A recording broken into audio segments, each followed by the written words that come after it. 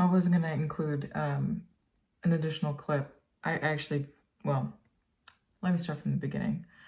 Yesterday, I received a comment on one of my YouTube videos the one from Copenhagen. And it was somebody that left a snarky comment like, why is so-and-so subscribe to your channel? And the person that they were referencing is a friend of mine who has millions of followers across multiple platforms. And I mean, I totally understand why they left it. My channel isn't anything great. It's nothing special. But the spirit of the comment, and I know that there's trolls out there, and I don't particularly care. But I wanted to make a comment about it because, frankly, it peeved me the extent at which somebody is so disturbed in their own reality and like that they had to leave a comment for somebody else, kind of judging them. I started this YouTube channel because I wanted to start practicing and getting outside of my comfort zone, because as a creative, and anybody that is a creative or has their own company, it's a roller coaster ride of emotions every single day or month of, failures and successes, and just the trials and tribulations of trying to succeed and try new things and push yourself outside your comfort zones. And as a creative for a very long time now, I've reached a point where I felt too comfortable in my own skin as a photographer, as an artist, in my medium. And video is something that has always intimidated me, and while I love connecting with people, being in front of the camera like this makes me very nervous. I actually I'm more scared of making videos and speaking on camera than I am doing public speaking. Give me a stage any day. I'm actually not worried about it. Maybe a little bit, but not to the extent of video, because it lives in perpetuity. And it's a different experience being on camera because it's right in your face.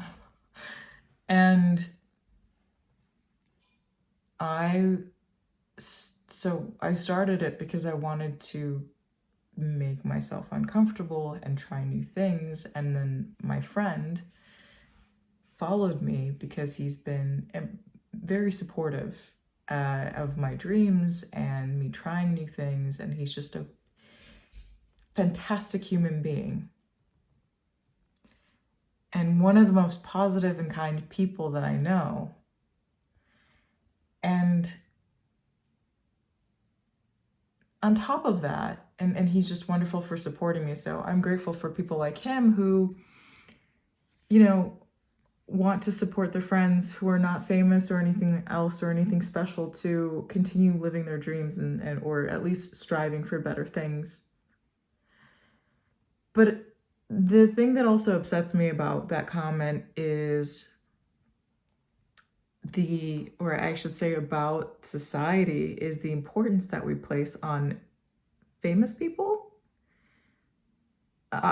Maybe because I grew up in Los Angeles, or have spent many years of my life living in Los Angeles throughout the years, growing up in California, what have you. I have had numerous people in my lifetime who are either influential or famous or wealthy, and I frankly just don't care. I don't put those people on any kind of pedestal, because I value, or I should say, I hate that word, but I judge a person by the integrity of their actions and their words and what's inside their soul and who they show up as and how they impact other people. And I've never understood the pedestal that people put famous people on. That comment just blew my mind into all these different thoughts. But the number one thing is that stuck out is like, why is this famous person following this boring person? And it's like, but this famous person has issues and faults and their own set of problems, just like you and me, like any other normal human being. And I just don't understand people's obsession with doing that with famous people. I mean, I obviously, being around Hollywood and Los Angeles, and even, it's not even, honestly, it's not even just in LA, it happens all over the world. It's like, if somebody has any kind of influence or wealth or notoriety or celebrity to their name, you know, people are instantly like fawning over them like gods. And I just don't get that obsession at all. And maybe because I have a perspective of, again, looking for value in people and how they show up in the world versus just their power or power. Yeah. I think if, you know, in instances where we find that somebody has, that we become envious of other people having something that we don't, it's important to lean into that feeling and consider, why is it that we feel that way? How can we improve ourselves? What is it that that person has that I don't? And how can I become better to also achieve something that they have? Meaning, you know, meaning like, if I want to have friends of influence or power, or if I want to be friends with comedians or connect with people on certain topics, then be that person. I mean, I know it's very cliche because I feel like every TikTok and YouTube video out there talks about that, but truly, like attracts like. And sure, sometimes we make mistakes and we meet awful people on the road to our own self-discovery, but I think it is so important to pause and consider, how can we improve ourselves instead of worrying about what other people are doing.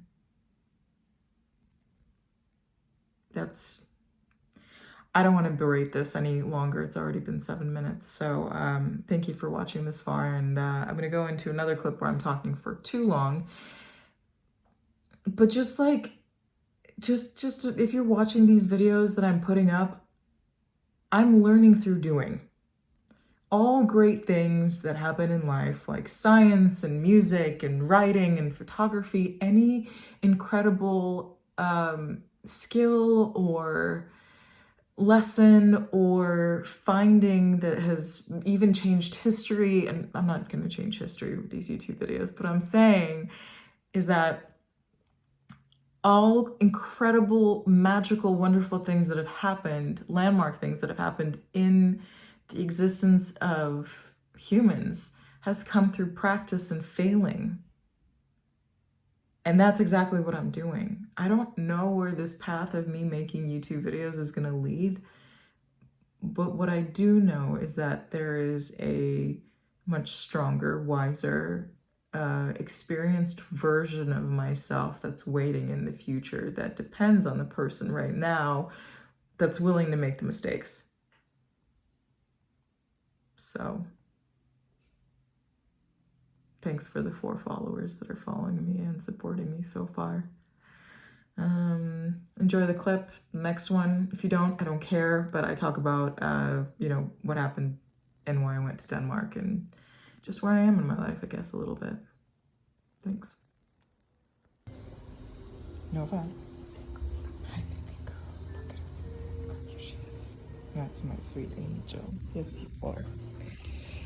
Okay.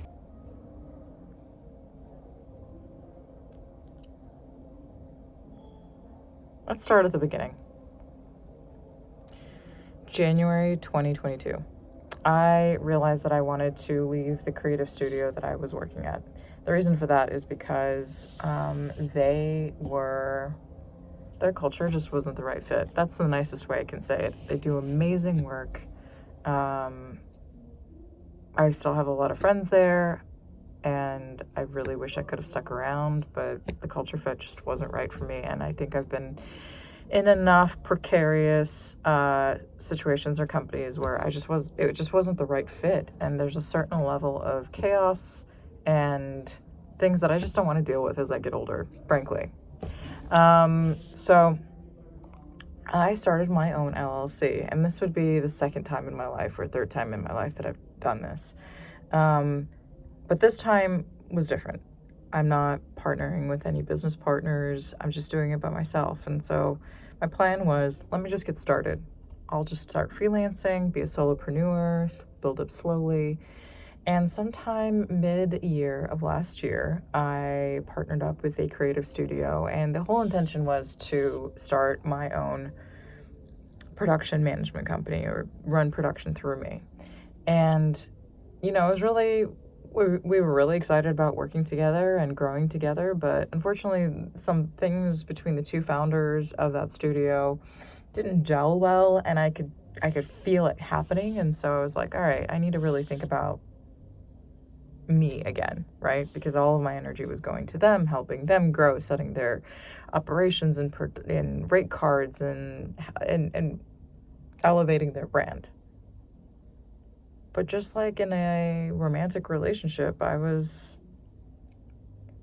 stopped paying attention to myself because I'm a giver. And that was a really good wake-up call for me because, for me and my background, since my 20s, for most of my life, I have always seen marriage and business interchangeable. I know that is kind of like a weird thing to say. Maybe it feels a little bit cold to some people, but the principles of marriage and business partnerships are almost the exact same if you want them to be successful. They have the same weak points. Obviously, usually sex shouldn't be involved in business, but sometimes it is, I guess, if you're a sex worker. But in terms of a creative studio, that's not really the thing. So I decided that I just realized this isn't as soundproof as I wanted it to be. Holy shit. And I realized that I stopped paying attention to my own growth and how I wanted to set up the systems and processes and management of my establishment. So it was kind of the perfect timing, where I should say the universe forcing me once again to pay attention to myself.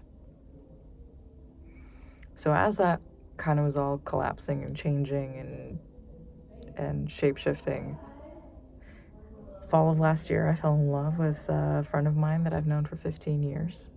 And so it was really interesting. Like, work was really good, and then I fall in love with my friend and thinking, wow, this is too good to be true. This is crazy. Somebody that I have admired for so many years has feelings for me too, or has been curious about me romantically too. And so everything at the same time within the last 6-7 months has just completely changed my life and crumbled and shapeshifted. That relationship is no longer romantically wise. We're still good friends. I think when you're friends with someone for 15 years, and if you don't realize that person, and if that person is still a good person through that process, even when things don't go well and you suffer heartbreak, as long as you still respect each other coming out of it, I think it's important to maintain the friendship, because human beings aren't supposed to be so easily disposable in our lives, right? After we've invested so much time in them. I mean, sometimes they are, because people change. But, so yeah, I mean, but something interesting happened, right? My business partnership shifted, and it formed into another relationship that's slowly escalating and growing stronger by the day. And then my romantic relationship fell apart, and that shifted and changed. And as part of when we were together, before the breakup, I planned a trip to Denmark to visit my partner at the time for the entire month of March. And then we broke up. Or I should say, I mean, let's be honest. He broke up with me. And it was his own personal reasons. And there's nothing I can do about it. That's his journey. And I realized that I was still going to go to Copenhagen. And a lot of people and friends didn't really understand why. I think some people thought that I was secretly trying to go to get him back or something, and that wasn't the case at all. I don't do that. Not that I don't think people shouldn't fight for the people that they love, but I think we should let people be them, right? Like, you, as the TikTok adage goes, we don't chase, we attract. And I don't want to fight for something that doesn't want to be mine, or someone that doesn't want to be had, right? If somebody doesn't want or isn't mentally ready to be back in a one-on-one relationship, that is their prerogative, and you have to be supportive of that, because why would you want something or someone that doesn't want you completely, wholly? And also finding the strength and bravery within yourself to know that that has nothing to do with you. Rejection is a weird thing where it can really make you question who you are and what your value is. And the thing is, I know my value. Were there moments where I definitely questioned, like, oh, did I do something wrong? But no. I know we've talked about it extensively. I didn't do anything wrong. I just showed up. And you have to, like, let people trigger you. As sad as it is, if, they're meant to be in your life, they'll stay in your life. I've chosen to stay in his life. He's chosen to stay in mine. He didn't do anything wrong either. It's just, people grow at different rates. And sometimes we meet people or spend time with people or go through things with people that are meant to trigger our growth in ways that we never could have planned for or even saw coming. My ex-boyfriend, friend, triggered something in me. And as much of a giver as I am, I realized in that moment that I am no longer the person that will sacrifice my own happiness for somebody else. I don't give too much before it's deserved. And that was a really great awakening for me, of realizing that I had healed from my previous relationships before this one and became the person that I always wanted to be, which was not somebody that martyrs their happiness or their life or their livelihood or their energy for somebody else. It's important to give, but it's not important to sacrifice. And I'll say this, sacrifice and compromise are two different things. Anyways, I'm going off on a tangent, but my point is, like, I went to Copenhagen for a month and, like, rented this amazing flat.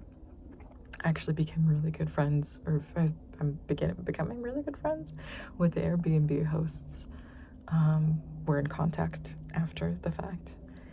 And I have decided that in living there for a month, God, I would live in Copenhagen in a minute, but just move there in a minute, but I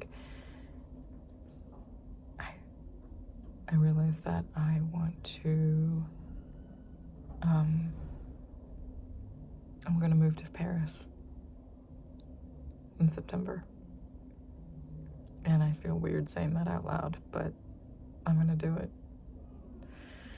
And usually it's not a good idea to tell people plans, because anything could happen and things could change in a heartbeat. And I have experienced that more than once in the last year of my life, especially with my grandmother passing away suddenly.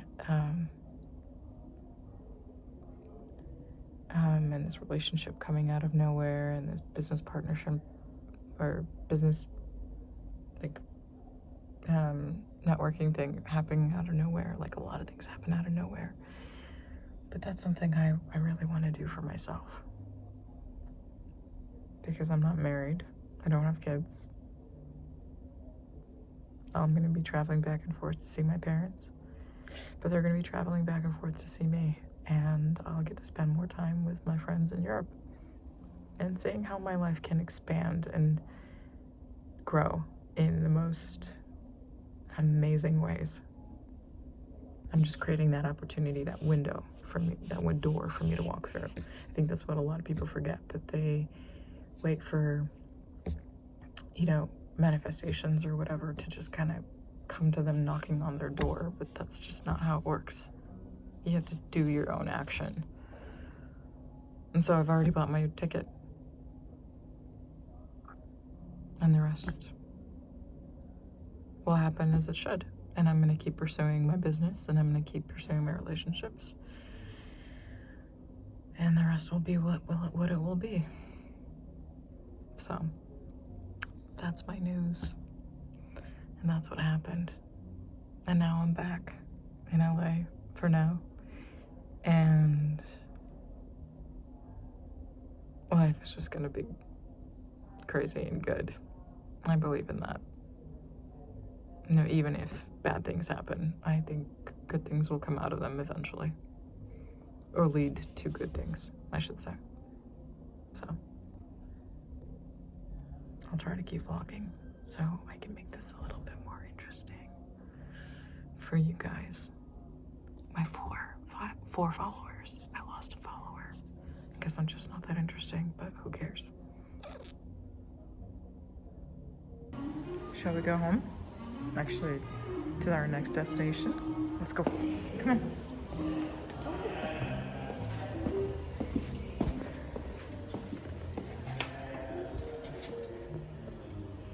Where are we going? So yeah, this is Bond Collective in downtown LA.